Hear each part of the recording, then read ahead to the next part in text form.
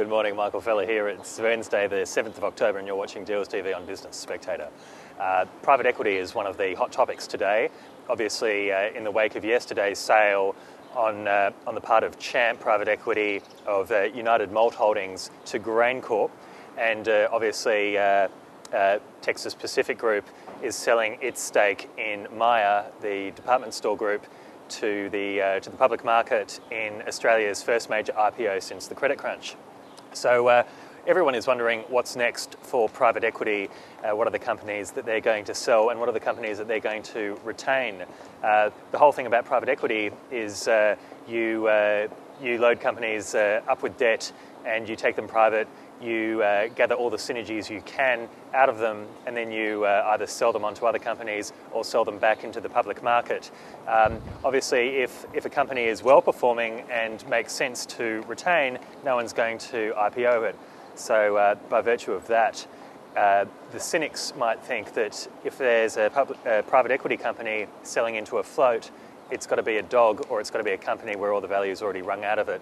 Of course, Myer would disagree with that very cynical observation, but nevertheless, it's a view that many in the market share, especially with noises that Myer should be valued at something more like $2.90 rather than between $3.90 and $4.90. But anyway, what's next? Kathmandu in the retail space, Ascendia Retail, which owns Rebel Sports, and REDgroup, which owns a chain of bookstores, including the Angus and Robinson chain. They're looking at floats, respectively. Kathmandu is owned by Goldman Sachs and Quadrant. Ascendia is owned by Archer Capital, and REDgroup is owned by Pacific Equity Partners. Also in the mix, there's talk that Colorado, another clothing store group, could be sold. Barbecues Galore, which was only in the last few years taken private, and Repco, which used to be owned by private equity, was listed in 2003 and then got retaken over by private equity in 2007. There's talk that even Repco, which sells car parts, could be sold into the market again.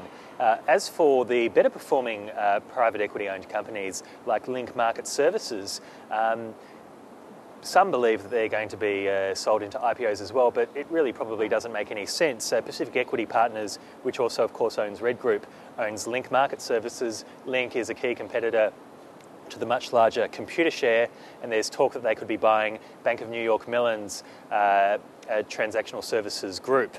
Another well-performing private equity group is Healthcare Australia, also owned by Champ.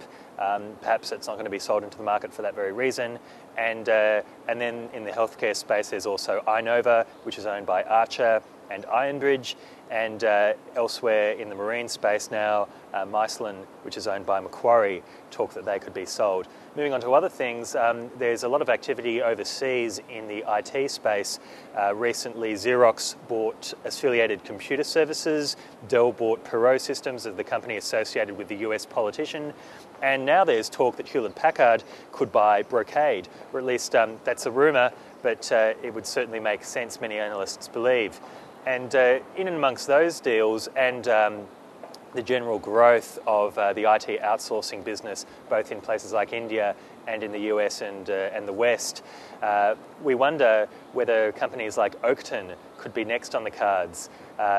More and more corporate Australia, the corporate world overseas in general, is taking IT services from within the company to outsource, and companies are growing. Recently, Infosys bought the IT division of a major US bank, and we're seeing more and more acquisitions in that space. So Australia's got some good performing IT consulting firms. It's perhaps just a matter of time before they become takeover targets themselves. I'll see you tomorrow.